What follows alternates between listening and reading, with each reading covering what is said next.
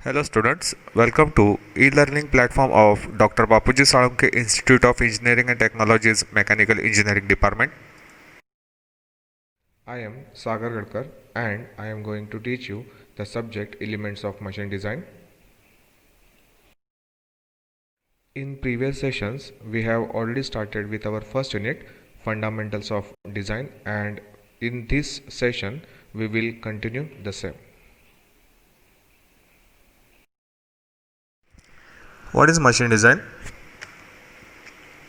Machine design is defined as the use of scientific principles, technical information, and imagination in the description of a machine or mechanical system to perform specific functions with maximum economy and efficiency. एखादं machine किंवा product design करताना ते machine किंवा तो product आपल्याला आपल्या माइंडमध्ये imagine करावा लागतो. त्यानंतर व्हेरियस सायंटिफिक प्रिन्सिपल्स आणि टेक्निकल इन्फॉर्मेशन जी आपण प्रिव्हियस सब्जेक्ट्समध्ये शिकलो आहे, जसे की सॉम असेल किंवा ॲप्लाइड मेकॅनिक्स असेल, ती ॲप्लाय करून आपण एखादे मशीन किंवा प्रोडक्ट डिझाईन करतो की जे एखादं specific function maximum economy and इफिशियन्सीने परफॉर्म करेल. So machine design is the creation of new and effective machines and improving the existing ones. Machine design मध्ये आपण नवीन प्रोडक्ट किंवा मशीन इन्व्हेंट करतो किंवा जे एक्झिस्टिंग मशीन किंवा प्रोडक्ट आहे त्यामध्ये इम्प्रूव्हमेंट करण्याचा प्रयत्न करतो. General procedure of machine design. The flowchart indicates the general design procedure of any machine or a product which we have to design. First step is need or aim. The design process begins with the recognition of need, making a complete statement of the problem, indicating the need, aim or purpose for which the machine is to be designed. So generally, recognition of need refers to the reasoning why the new product or a machine has to be designed. एखादा नवा product किंवा एखादं नवं machine design करण्याची गरज का आहे याचा विचार या स्टेपमध्ये केला जातो. Next is synthesis.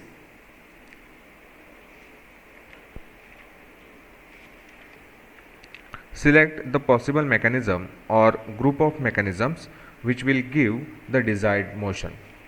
Theory of machine मध्ये आपण डिफरंट मेकॅनिझमचा स्टडी केला आहे. त्यामधून आपल्याला डिझाईन पर्पजसाठी बेस्ट सुटेड मेकॅनिझम सिलेक्ट करावा लागतो. Third step is analysis of forces. Find the forces acting on each member of the machine and energies transmitted by the member. या केसमध्ये एखाद्या मशीन एलिमेंटवर जे काही फोर्सेस ॲक्ट होत असतील तर त्या फोर्सेसमुळे त्या मशीनमध्ये जी काही एनर्जी ट्रान्सफॉर्म होईल त्याचा विचार या स्टेपमध्ये केला जातो. आता जर आपण या दोन स्टेप कन्सिडर केल्या, जसं की सेकंड स्टेप आपली होती सिंथेसिस, थर्ड स्टेप आहे ॲनालिसिस. सो या दोन स्टेप आपण कन्सिडर केला तर सिंथेसिस आणि ॲनालिसिस म्हणजेच काय, तर ॲनालिसिसमध्ये आपल्याला कुठलंही एक युनिक सोल्युशन प्रोव्हाइड केलं जातं. फॉर एक्झाम्पल, जर आपल्याला एखादी नवीन ब्रेकिंग सिस्टीम डिझाईन करायची असेल तर आपल्याकडं ऑलरेडी कोणत्या अवेलेबल ब्रेकिंग सिस्टीम्स आहेत. सपोज की आपल्याकडं एक न्यूमॅटिक ब्रेकिंग सिस्टीम आहे, हायड्रॉलिक ब्रेकिंग सिस्टीम आहे अँड मॅग्नेटिक ब्रेकिंग सिस्टीम आहे. सो सिंथेसिस आपल्याला 3 ब्रेकिंग सिस्टीम अवेलेबल आहेत असं सांगतं. बट ॲनालिसिस आपल्याला काय सांगतं की यातलं एक युनिक ब्रेकिंग सिस्टीम, म्हणजेच सपोज की आपल्याला फक्त मॅग्नेटिक ब्रेकिंग सिस्टीम डिझाईन करायची असेल तर magnetic braking system comes under the group of analysis.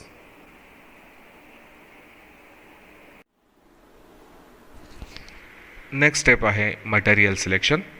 Select the material best suited for each member of the machine. या स्टेजमध्ये आपण आपल्या डिझाईन प्रोसिजरसाठी बेस्ट सुटेबल मटेरियल सिलेक्ट करतो. बेसिक फॅक्टर्स जे आहेत एखादं मटेरियल सिलेक्ट करण्यासाठी आपण 4 बेसिक फॅक्टर्सचा विचार करतो. फर्स्ट आहे अवेबिलिटी, सेकंड आहे कॉस्ट, थर्ड आहे मेकॅनिकल प्रॉपर्टीज आणि लास्ट आहे मॅन्युफॅक्चरिंग कन्सिडरेशन्स. जर एखादं मटेरियल हे चारही फॅक्टर्स जे आहेत फुलफिल करत असेल तर आपल्याला याचा रिझल्ट म्हणून एक बेस्ट सुटेबल मटेरियल अवेलेबल होतं जे आपलं डिझाईन पर्पज फुलफिल करतं. फॉर एक्झाम्पल, जर मला फ्लायव्हील किंवा हाऊसिंग गिअरबॉक्स किंवा इंजिन ब्लॉक तयार करायचा असेल तर मी कास्ट आयर्नचा विचार करेन, कारण हे मेंबर्स जे आहेत यांचे मॅन्युफॅक्चरिंग जे आहे ते कॉम्प्लेक्स आहे, त्यांचे शेप्स हे कॉम्प्लेक्स असतात. सो अशा केसमध्ये मी या मेंबर्ससाठी कास्ट आयर्न यूज करेन. किंवा जर मला ट्रान्समिशन शाफ्ट यूज करायचा असेल तर मी त्याच्यासाठी कास्ट आयर्नच्या ऐवजी मी प्लेन कार्बन स्टील हा प्रेफरन्स असेल, कारण एकतरी ते इझिली अवेलेबल असतं आणि त्यांची स्ट्रेंथ जी असते ती हायर असते. सो अशा पद्धतीनं आपण बेस्ट सुटेड मटेरियल आपल्या मशीनसाठी किंवा प्रोडक्टसाठी सिलेक्ट करू शकतो.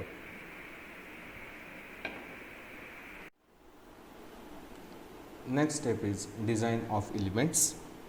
Find the size of each member of the machine by considering the force acting on the member and the permissible stresses for the material used.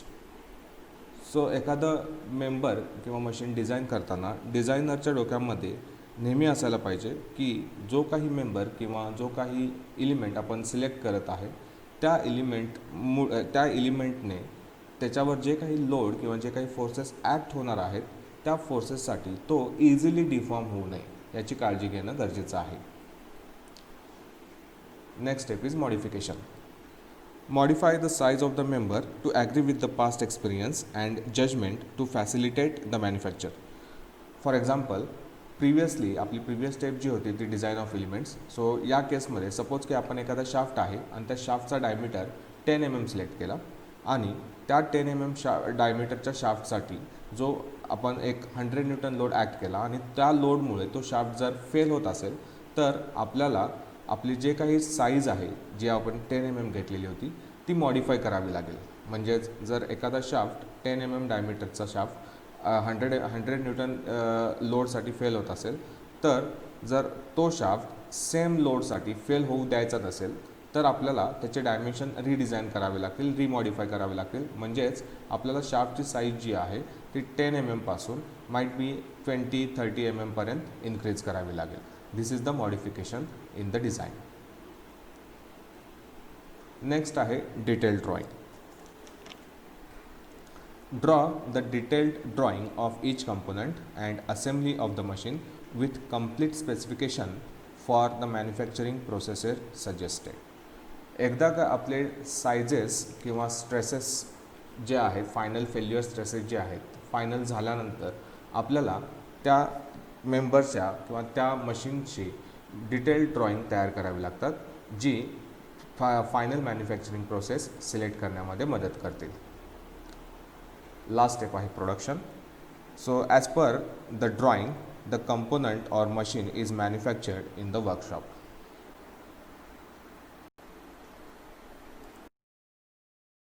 General considerations in machine design. First, type of load and stresses. The various type of load will act on a machine component due to which internal stresses are set up. For example, एखाद्या machine मेंबरवर जर tensile load act होत असेल तर त्या मेंबरमध्ये tensile stress develop होईल. एखाद्या मेंबरवर जर twisting load act होत असेल तर त्या मेंबरमध्ये रेजिस्टन्स जो आहे तो टॉर्शनल शियर स्ट्रेसमुळे डेव्हलप होईल. एखाद्या मेंबरवर जर बेंडिंग लोड ॲक्ट होत असेल तर त्या मेंबरमध्ये बेंडिंग स्ट्रेसेस प्रोड्यूस होतील. Second is mechanism. The successful operation of any machine depends upon the simplest arrangement of the parts which transmit the required motion. कुठल्याही मशीनमध्ये जर डेफिनेट मोशन आणि डेफिनेट एनर्जी ट्रान्सफॉर्म करायची असेल तर त्या मशीनमध्ये जे काही मेकॅनिझम्स यूज केलेले आहेत तेच त्यांची अरेंजमेंट ही एकदम सिंपल असायला पाहिजे, ज्यामुळे आपल्याला एक डेफिनेट किंवा predictable and constant motion available होईल. Third is selection of material. The designer should have the knowledge of properties of materials and their behavior under the working conditions. कोणताही मशीन मेंबर डिझाईन करताना डिझायनरला त्या machine मेंबरशी किंवा त्या मेंबर्सच्या मटेरियल्सचं knowledge असणे गरजेचं आहे.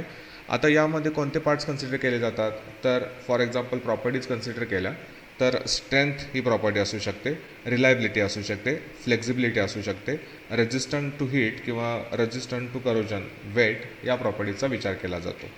आणि ॲक्च्युअल वर्किंग कंडिशन्समध्ये तो एकदम त्याचा परफॉर्मन्स जो आहे तो गुड असायला पाहिजे. मग वर्किंग कंडिशन्स कोणत्या असू शकतील, तर एक हॉट वर्किंग कंडिशन असू शकेल किंवा कूल वर्किंग कंडिशन असू शकेल. तो या सगळ्या वर्किंग कंडिशन्स असतील किंवा सगळ्या प्रॉपर्टीज असतील ह्याच्यामध्ये ते मटेरियल हे बेस्ट सुटेड असायला पाहिजे. Next is shape and size of the parts. The shape and size are based on the judgment. The smallest particable cross-section may be used, but it may be checked that the stresses induced in the designed cross-section are reasonably safe. आपण एखादा shaft design करताना, suppose की आपल्याला एखादा shaft design करायचा आहे, तर तो शाफ्ट डिझाईन करताना आपण त्या शाफ्टची जी साईज आहे, साईज म्हणजेच त्या शाफ्टचा जो काही डायमीटर आहे तो आपण मिनिममसुद्धा सिलेक्ट करू शकतो.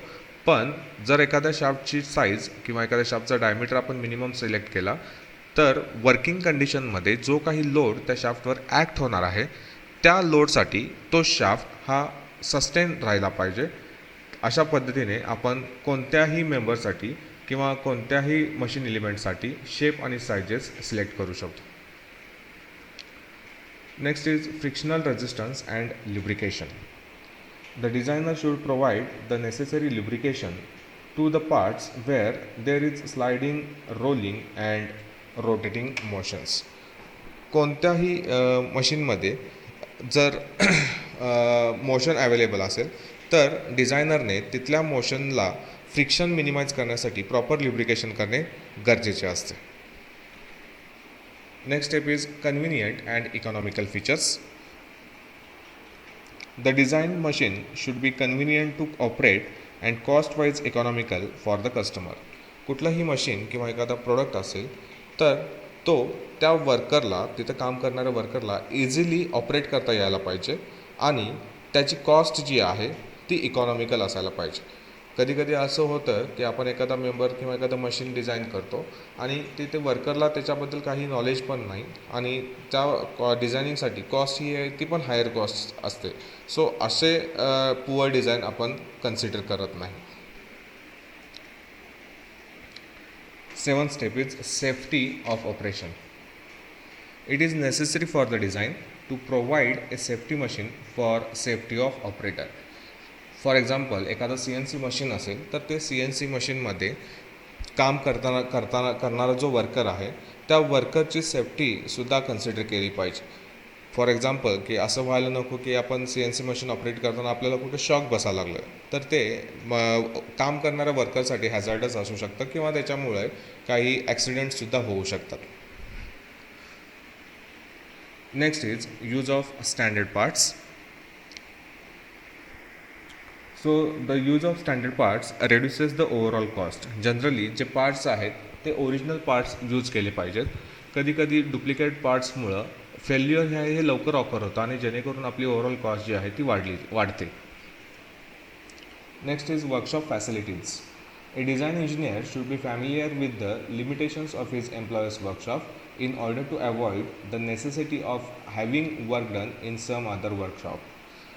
फॉर एक्झाम्पल ज्यावेळी आपण एखादा प्रोडक्ट किंवा एखादा मशीन डिझाईन करत असेल किंवा एखादा कंपोनंट डिझाईन करत असेल तर डिझाईन इंजिनियरला याची काळजी घेणं गरजेचे आहे की त्या कंपोनंटसाठी जे काही ऑपरेशन्स आपल्याला परफॉर्म करायचे असतील ते ऑपरेशन्स परफॉर्म करण्यासाठीचा सगळा सेटअप हा आपल्या वर्कशॉपमध्ये अवेलेबल असायला पाहिजे.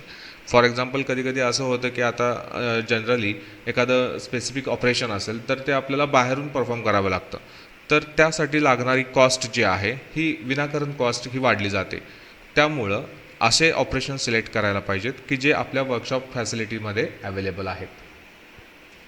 Last is cost of construction and assembly.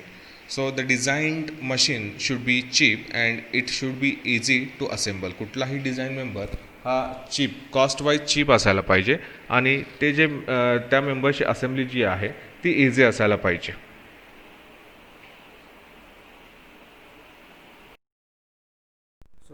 stop here for the today's session. If you have any queries regarding this session, you can always contact me on this number. Thank you.